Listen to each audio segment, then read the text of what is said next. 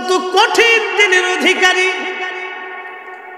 গাছ লাগাইলেন 100 বছর আগে, ফলাফল হবে 100 বছর পরে। ঠিকই 100 বছরে বিরাট বড় গাছ হলো। আল্লাহর পয়গম্বর গাছ কেটে তক্তা বানাইয়া বিরাট বড় নৌকা বানাইলেন, 3 তলা বিশিষ্ট নৌকা, 3 তলা বিশিষ্ট বিরাট বড় জাহাজ। নূহ নবী কিন্তু 3.5 হাত মানুষ ছিলেন না। নূহ আলাইহিস সালাম মিনিমাম হলেও আদম সফিউল্লাহর 2 পুরুষ পরে। আদম সফিউল্লাহর বেটার নাম ছিল হযরতে শীশ আলাইহিস সালাম। শীশ আলাইহিস সালামের বেটা, তারপরে নূহ আলাইহিস সালাম। নূহ নবীর 4টে বেটা ছিল, হাম, সাম, ইয়াফেস, কেনান। হাম, সাম, ইয়াফেস, কেনান। কেনান ডুবে বলল, হাম, সাম আর ইয়াফেস 3 জন বেঁচে রইল।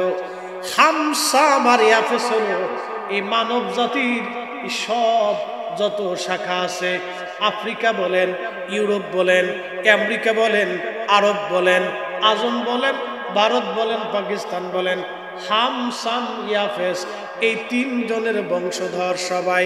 হাম, সাম, ইয়াফেস এই 3 জনের বংশধর আমরা সবাই। এর মধ্যে কেউ কালা, কেউ ধলা, কেউ বাদামি, কেউ মাটি কালার, কেউ ওই যে আপনার লাল কালার, কেউ একবারে ফেতফেতে সাদা কালার। কষ্ট হইতেছে আপনাদের? শুনে যান। 3 জন থেকে মানব জাতির সূচনা। 3 জনের বংশধর আমরা। হাম, সাম, ইয়াফেস, কেনান। কেনান বেরিয়ে গেছে, কেনান ছিল না। হাম, সাম আর ইয়াফেস এই 3 জন থেকে মানব জাতির বংশ বিস্তার হলো। সারা পৃথিবী আল্লাহ বললেন নূহ মহাপ্লাবন হবে। নূহ নবী বললেন, রব মহাপ্লাবন বুঝবো কি করে? বলে তুমি রান্না করতে থাকবা, তোমার জ্বলন্ত চুলার ভিতর থেকে যখন পানি বের হবে তখনই বুঝবা সারা পৃথিবী পানিতে ডুবে যাবে। একসাথে বলবেন আল্লাহু আকবার। আল্লাহ পারেনি? আসতে বলেন, পুলিশে ধরবো। আল্লাহ পারেনি? আগুনের চুলার ভিতর থেকে পানি বের হবে, তখনই বুঝবা পৃথিবী শেষ, ডুবে যাবে। ওয়াইদাল বিহারু ফুজ্জিরাত ওয়াইদাল কুবুরু বুসিরাত।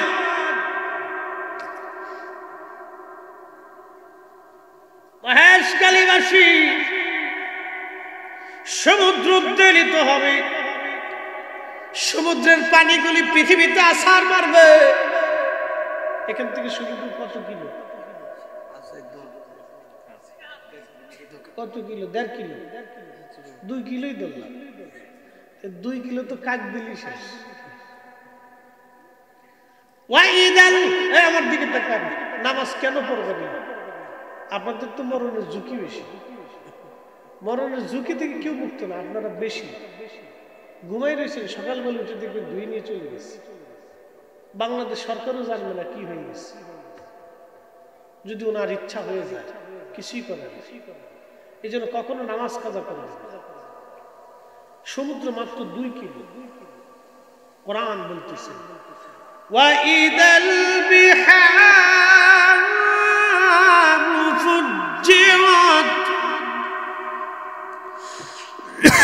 সমুদ্র উদ্বেলিত হবে।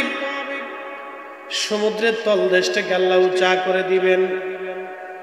1991 তুফানে কেউ আসেননি এখানে? 1991 তুফান দেখছেন না? দেখছেন তো আপনারা? কত ফিট পানি আসছিল? 18 ফিট এক পানি।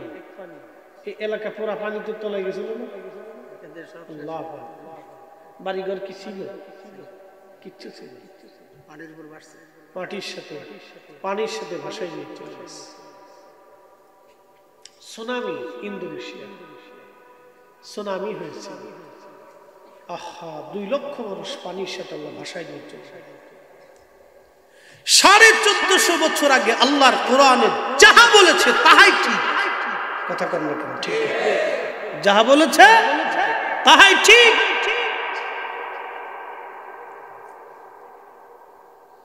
وَإِذَا الْبِحَارُ فُجِّرَتْ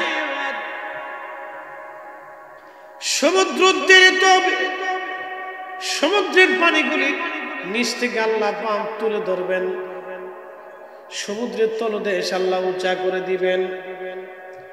আপনাদের এখানে একটা দ্বীপ আছে সেন্ট মার্টিন, আছে না? এখান থেকে কত সময় লাগে? টলারে গেছেন নি? কক্সবাজার থেকে কত সময় লাগে? 5-6 ঘন্টা।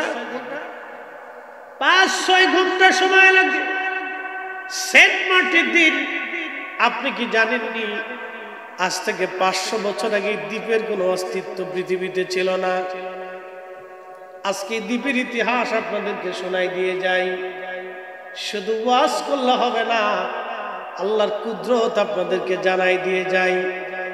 1000 বছর আগে এই উপমহাদেশে একটা ভূমিকম্প হয়েছিল, বিরাট বড় ভূমিকম্প হয়েছিল।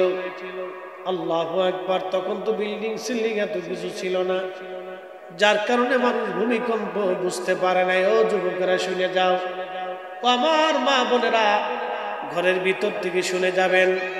আমি সহজ সরল ভাষায়, সাবলীল ভাষায় বলার চেষ্টা করতেছি।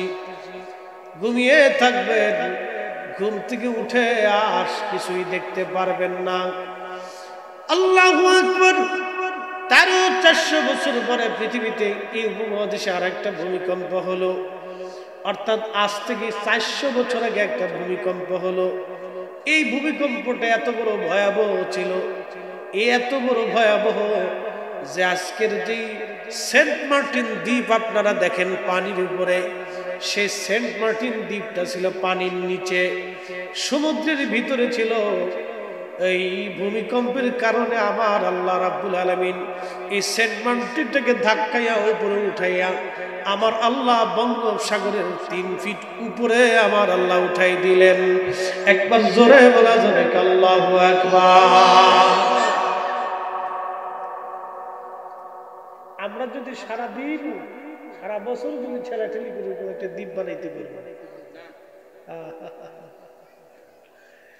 তুমি রহমান, তুমি মেহেরবান, তুমি রহমান, তুমি মেহেরবান। অন্ধ গাহে না শুধু তোমার গুণগান, অন্ধ গাহে না শুধু তোমার গুণগান, বুঝেও বুঝে না তবু শান। তুমি রহমান, তুমি মেহেরবান, তুমি রহমান, তুমি মেহেরবান। 400 বছর আগে যে মালিক সেন্ট মার্টিন দ্বীপটাকে পানির ভিতর থেকে উপরে উঠাই দিল, আগামীকালকে অথবা আজকে রাত্রে সেই মালিক ভূমিকম্প দিয়ে সেই দ্বীপটাকে আবার পানির নিচে নিয়ে যেতে পারে। কথা বলেন না কেন? ঠিক কিনা? তাহলে বলেন আযান হবে কার? জোরে বলেন কার? জিকির হবে কার? ইবাদত হবে কার? সেজদা দেব কাকে? আইন মানব কার? আল্লাহ যেটা হালাল করেছেন সেটা হালাল মেনে চলবেন, আল্লাহ যেটা হারাম করেছেন সেটা হারাম মেনে চলবেন, আল্লাহ যেটা বৈধ করেছেন সেটা বৈধ মানবেন। অন্যের 1 শতক জমিন কখনো নিয়ে যাবেন না, 1 ইঞ্চি জমিন অন্যের কারো আপনি মেরে খাবেন না, 1টা টাকাও অন্যের কারো আপনি মেরে দেবেন না। মনে রেখে খালি ওয়াজ শুনি গেলে হবে না, বাড়ি পর্যন্ত। 400 বছর আগে সেন্ট মার্টিনের জন্ম হলো বাংলার দেশে। কিন্তু জানেননি একটা বিপদ, আল্লাহ পাক এখনো বাংলার আকাশে মেঘে জোড়া দিয়ে রাখছে। ওই যে ভূমিকম্প হলো, বাংলাদেশের প্লেটের নিচে ফাটল সৃষ্টি হয়ে রয়েছে। বাংলাদেশের যে মাটির নিচে যে একটা প্লেট আছে, এই প্লেটটা ফেটে রয়েছে। ফাটাটা কোথার থেকে জানেন? সিলেট থেকে একেবারে ময়মনসিংহ, কিশোরগঞ্জ দিয়ে আপনার টাঙ্গাইল হয়ে গাজীপুর দিয়ে ঢাকা দিয়ে একটা ভূমিকম্প হবে বাংলাদেশে আজ অথবা কাল। ভূতত্ত্ববিদ বিজ্ঞানীদের গবেষণায় 100 বছর পরেও হতে পারে, 400 বছর পরেও হতে পারে, অথবা আজকে রাত্রিবেলাও হতে পারে সেই ভূমিকম্পটা। সেই ভূমিকম্পটা 9 স্কেলের ভূমিকম্প হবে বাংলাদেশে। 9 স্কেলের ভূমিকম্পে শুধু ওই অঞ্চল যাবে না, কুমিল্লা চট্টগ্রাম দিয়ে বিরাট বড় ধাক্কা লাগবে। এই বিরাট বড় ধাক্কায় 14 কোটি মানুষ আক্রান্ত হবে। 3 কোটি মানুষ জায়গায় মার্ডার হবে, বাকি মানুষগুলি আহত হবে, অনেকে নিহত হবে। 14 কোটি মানুষের তার আওতার ভিতরে আক্রান্ত হবে। 3 কোটি মানুষ জায়গার উপরে মারা যাবে। ঢাকা শহর থাকবে না, এটা বিরান ভূমি হয়ে যাবে। বড় বড় বিল্ডিং গুলি ভেঙ্গে ভেঙ্গে পড়ে যাবে। কোটি কোটি টাকার মালিকরা সকালবেলা অস্তিত্বহীন হয়ে যাবে। ক্ষমতার গর্বে টাকার অহংকারে যে মানুষগুলি দেমাগ বিরাট বড় ছিল, সকালবেলা ঘুম থেকে উঠে দেখবে তার কিছুই নাই, একেবারে ফকির মিসকিন হয়ে গেছে।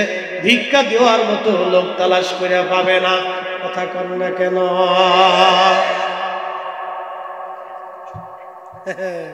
বুঝছে? তারপরে ও আজকালই শুনলে হবে, বুঝে বাড়ি পর্যন্ত নিয়ে যেত। টাকার গরমে, ক্ষমতার গরমে, পয়সার গরমে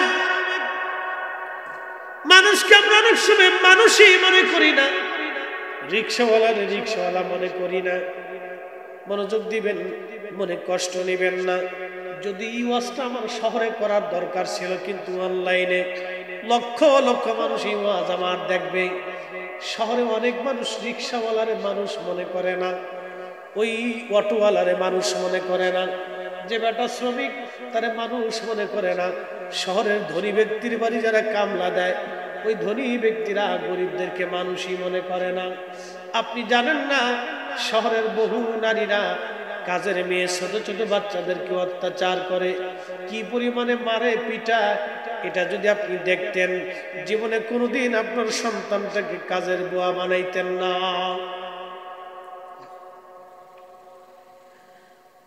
একজন বাবা কখন তার মেয়েটাকে কাজের মেয়ে হিসেবে শহরে কাজে পাঠায় জানেন? যখন একেবারে নিরুপায় হয়ে যায়।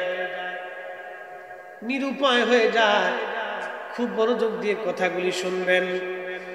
যিনি রিক্সাওয়ালা, তিনি কিন্তু হালাল উপার্জনে রুটি রুজি করতেছেন, তার পয়সা হালাল। মনোযোগ দেন। যিনি শ্রমিক, সারাদিন পরিশ্রম করে 500 টাকা রুজি হয়। আপনাদের দেশে অনেকেই আছে সারাদিন পরিশ্রম করে 500 টাকা মাইনে পায়, 300 টাকা মাইনে পায়। এরকম আছে না নাই?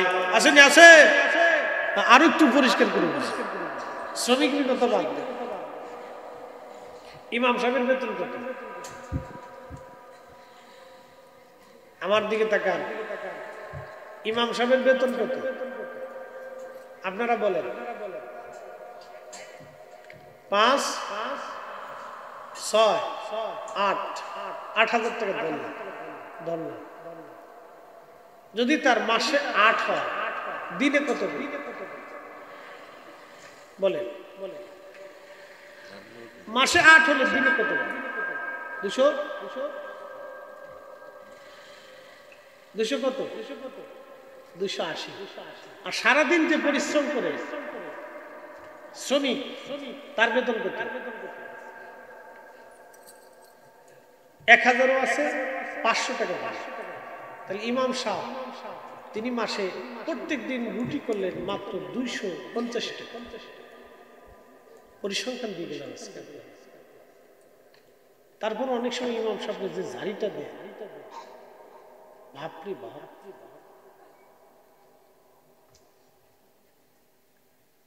আপনারা ভাবেন যে ইমাম সাহেবের জুব্বা খুব চকচক করে মনে কোটি কোটি টাকার মালিক। হ্যাঁ, পরিসংখ্যান দিল আমনি 500 বাইরের ইমাম সাহেবের প্রত্যেক দিনের রুজি মাত্র 250 টাকা, সারা দিনের পরিশ্রমের ফসল মাত্র 250 টাকা। আপনার ডিউটি সকাল 8টা থেকে বিকেল 4টা অথবা রাত 8টা পর্যন্ত, আর ইমাম সাহেবের ডিউটি 24 ঘন্টা।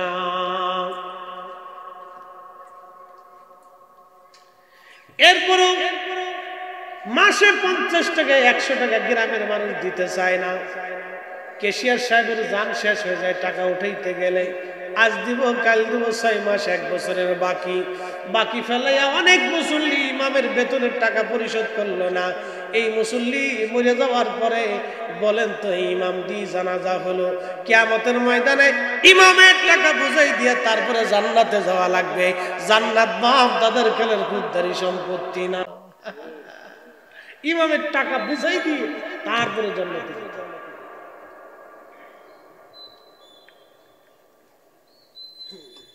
পরিসংখ্যান আপনাকে বুঝিয়ে দিলাম। 500 টাকা যিনি রুজি করেন তার টাকাটাকে সম্মান করা লাগবে। আমি বলতে চাইছিলাম যিনি শ্রমিক তাকে সম্মান করতে হবে, ওই শ্রমিকের স্থানে তাকে সম্মান করা লাগবে। আমি 1000 কোটি টাকার মালিক হতে পারি, শ্রমিক যদি না হতো তাহলে আমার বিল্ডিং কে বানাই দিত? কাজের লোক যদি না হতো আমার কাপড় চোপড় গুলি কে পরিষ্কার করে দিত? আমাকে সাহায্য করত। এই জন্য যার যার অবস্থানে তাকে তাকে সম্মান করা লাগবে। কারো কাজকে ছোট করে দেখা যাবে না, কারো কাজকে ছোট করে দেখা যাবে না। যিনি ব্যবসা করেন তাকে ছোট করে দেখা যাবে না। কিন্তু আজকে একটা পরিসংখ্যান আপনাদেরকে দিয়ে যায়, সারাদিন পরিশ্রম করে যে লোকটা 500 টাকা রুজি করেন, 500 টাকা মাইনে পান, 500 টাকা যে লোকটা রুজি করেন এই লোকটার সম্পূর্ণ পয়সা হালাল, টাকা হালাল, তার খাবার হালাল, তার পানি হালাল, তার রিজিক হালাল, তার তরকারি হালাল, তার ঘর হালাল, ফ্যানের বাতাস হালাল, তার রক্ত হালাল, তার এই শরীর হালাল, তার গোশত হালাল, সব কিছু হালাল। কিন্তু ঘুষের টাকা দিয়ে টেবিলের উপরে কলমের কাগজ দিয়ে খুশা দিয়ে মেরে দিয়ে যে লোকটা টেবিলের নিচ দিয়ে টাকা নিয়ে 500 কোটি টাকা রুজি করলো, ওর সব কিছুই হারাম। ও 1000 বারো হজ করলে একটা হজ আদায় হবে না। আর প্রত্যেক দিন 5 ওয়াক্ত নামাজ জামাতে পড়লে 1 ওয়াক্ত নামাজও কবুল হবে না। কথা বল না কেন? বুঝে তারপরে জোরে বলেন আলহামদুলিল্লাহ, আরো জোরে আলহামদুলিল্লাহ বলাইলেন কেন? ভালো আছেন আলহামদুলিল্লাহ। আল্লাহ আপনাদেরকে আমাদেরকে কম খাওয়াইতেছে কিন্তু ভালো হচ্ছে। হালালটা, পরিশুদ্ধটা, তাইয়্যিবটা, পবিত্রটা খেয়ে তারপরে করবেন। তাজিয়াকাটা মহেশখালীবাসী পৃথিবী অল্প সময়ের জন্য বলছিলাম সমুদ্র উদ্যোলিত হবে, সারা পৃথিবী ধ্বংস হয়ে যাবে সেই দিন। আল্লাহু আকবার। 1991 বিরাট বড় তুফান আপনারা দেখেছেন, বিরান হয়ে গেল বহু মানুষ। আবারও তুফান যে কোনো সময় আসতে পারে, যে কোনো মুহূর্তেই হতে পারে, বলা তো মুশকিল। কিন্তু 1450 বছর আগে আমার আল্লাহ বললেন ওয়াইদাল কুবুরু বুশিরাত, আমি আল্লাহ রাব্বুল আলামিন হাসরের মাঠ কায়েম করব। কবর থেকে মানুষগুলি উঠে উঠে উঠে উঠে আমি আল্লাহর দরবারের দিকে দৌড়াইতে থাকবে। আলিমাত নাফসুম মা কদ্দামাত ওয়া আখারাত। আল্লাহর কোরআন বলতেছে সেই দিন মানুষ জানবে সে আগে কি পাঠাইলো, কি নামাজ পাঠাইছে, কি রোজা পাঠাইছে, কি হক পাঠাইলো, কি হালাল পাঠাইলো, কি জিন্দেগি পাঠাইলো। আমি আল্লাহ মানুষদেরকে সব দেখাই দিব। সব সেদিন আল্লাহ দেখিয়ে দিবে আপনি কি করছেন, কি না করছেন, কি পাঠাইছেন, কি আমল করছেন, কি নামাজ দিছেন, কি জিকির দিছেন, কি ফিকির দিছেন, কি রোজা দিছেন, কি হক দিয়েছেন, কি হালাল দিয়েছেন, এগুলি আল্লাহ আপনাকে সেদিন দেখে। আলিমাত নাফসুম মা কদ্দামাত ওয়া আখারাত। এরপরে আল্লাহ আবার স্পষ্টভাবে আমাদেরকে বলতেছে, ইয়া আইয়ুহাল ইনসান মা গররাকা বিরাব্বিকাল কারীম।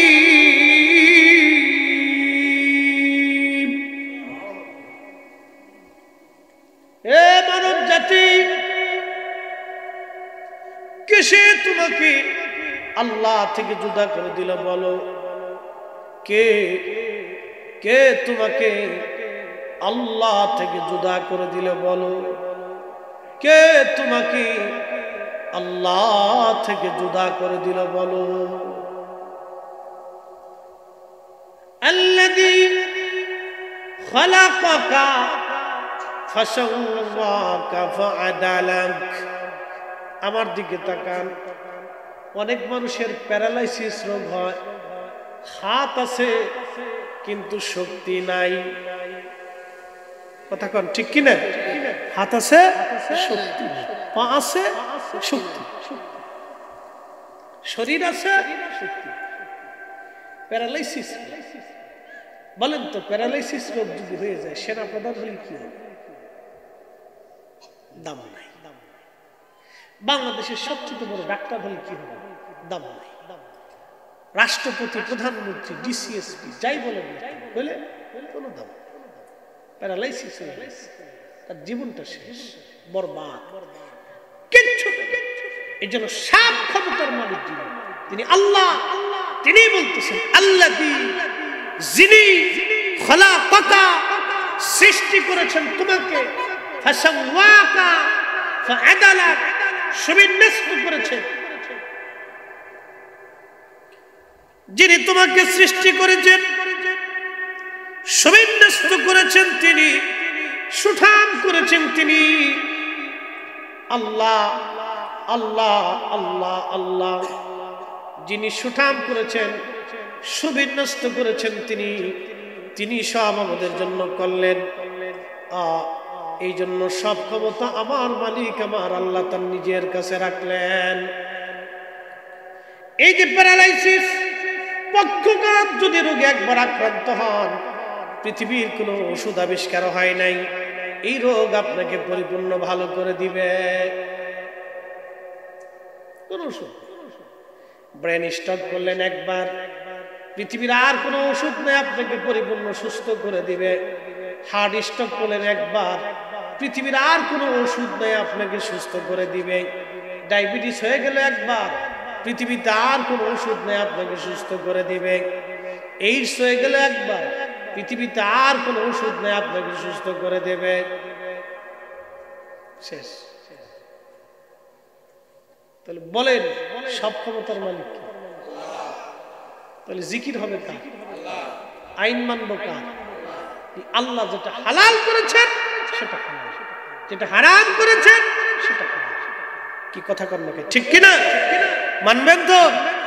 কালকে থেকে নামাজ হবে তো ইনশাল্লাহ? জোরে বলেন না ইনশাল্লাহ? ইনশাল্লাহ জোরে বলেন, জোরে। নামাজ হবে? হবে। মিলাদুন নবীর মাহফিল হবে নি?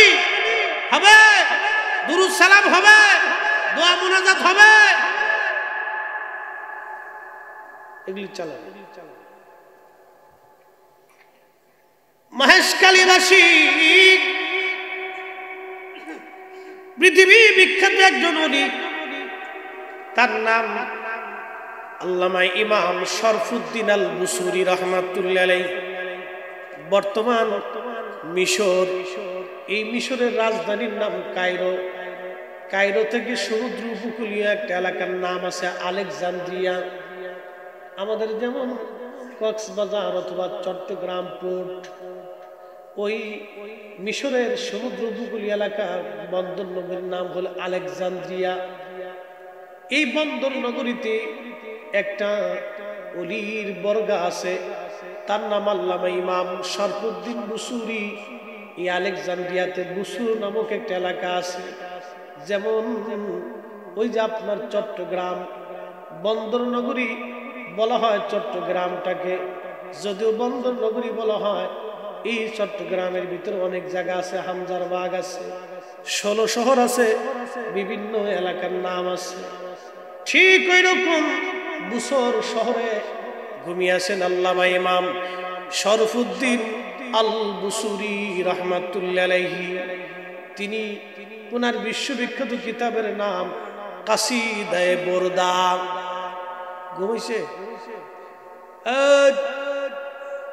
মুসল্লিরা ঘুমানো যাবে না, ঠান্ডা বাতাস বইতেছে, মাহফিলে বসলে খোদার রহমত আসে।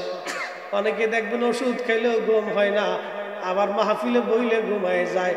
মসজিদে গেলে ঘুম আসে আর ঘুম আসে, কারণ মসজিদ খোদার রহমতের জায়গা। ঠিক কিনা? মাহফিল আসলে একটু জিদ টিম আসবে, ধাক্কা মেরে দিত আর মারামারি করে বিপদ। আমরা ধৈর্য অনেক ধৈর্য শক্তি করে গেছি। ইমাম শরফুদ্দিন আল বুসুরি তিনি বলতেছেন, আমি প্যারালাইসিস পক্ষঘাত রোগে আক্রান্ত হই, এক সাইড আমার পড়ে গেল। আল্লাহর ওলি বলেন, ঘরের মধ্যে থাকি, ঘরের মধ্যে সব পায়খানা পেশাবগুলি ঘরের মধ্যে হতে লাগলো আমার। ইমাম বুসুরি বলেন, দুনিয়ার মানুষটি ঘরের মধ্যে আমার পেশাব পায়খানা চলতে লাগলো। এইভাবে আমি চিন্তা করলাম, বসে থেকে লাভ কি? আমি আমার রসুলের শানে প্রশংসা গাথা লেখি, নাতে রসুল লেখি, কবিতা আমি লেখি নবীর শানে। Kazi Nazrul under matric pass, আমার দেশের একটা ছেলে। ও বন্ধুরা রে, ভালো করে শুনে যান, আশিকে রসুল হওয়ার জন্য বিরাট বড় মুফতি হওয়া লাগে না। আশিকে রসুল হওয়ার জন্য বিরাট বড় ডক্টর ডিগ্রি লাগে না। আশিকে রসুল হওয়ার জন্য সুন্দর চেহারা লাগে না। আশিকে রসুল হওয়ার জন্য পয়সা হওয়া লাগে না। আশিকে রসুল হওয়ার জন্য বংশ লাগে না। যার দিল নবীর জন্য কাঁদে তিনি আশিক হতে পারে। কি কথা বলেন, ঠিক কিনা? ইমাম শরফুদ্দিন বুসুরি কবিতা লিখে নবীর শানে নাত লেখে। কাজী নজরুল আমার নবীর শানে নাত লিখতে লিখতে 4500 মতো লিখলেন।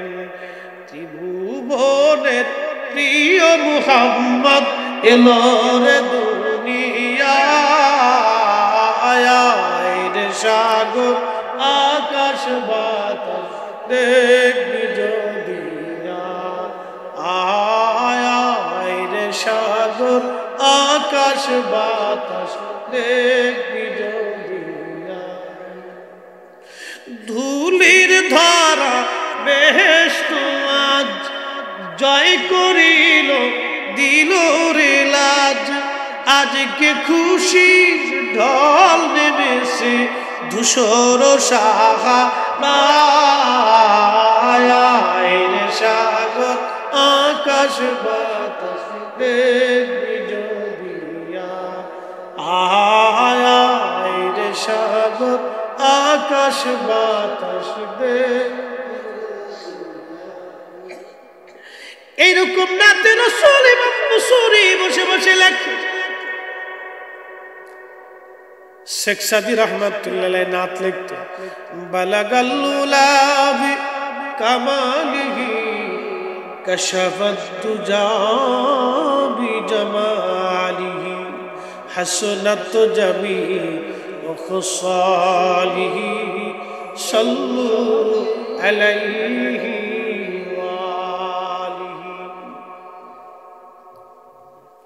আল্লামা ডক্টর ইকবাল নাতে রাসূল লিখছে, মগজ কোরা রুহে ইমা জান দিন হাসতে হুব্বে রহমাতুল লিল আলামিন। মগজ কোরা রুহে ইমা জান দিন হাসতে হবে রাহমাতুল লিল আলামিন। চিৎকার করে বলেন না ইয়া রাসূলুল্লাহ। পাকিস্তানের আশিক তিনি নাতে রাসূল লিখছেন সাবিরি এইভাবে, হে সব গম্বদ ওয়ালি मंजूर दुआ करना, जब वक्त नजर आए आका दीदार अता करना, दीदार अता करना। मैं कब्र अंधेरी में घबराऊंगा जब तन्हा, मैं कब्र अंधेरी में घबराऊंगा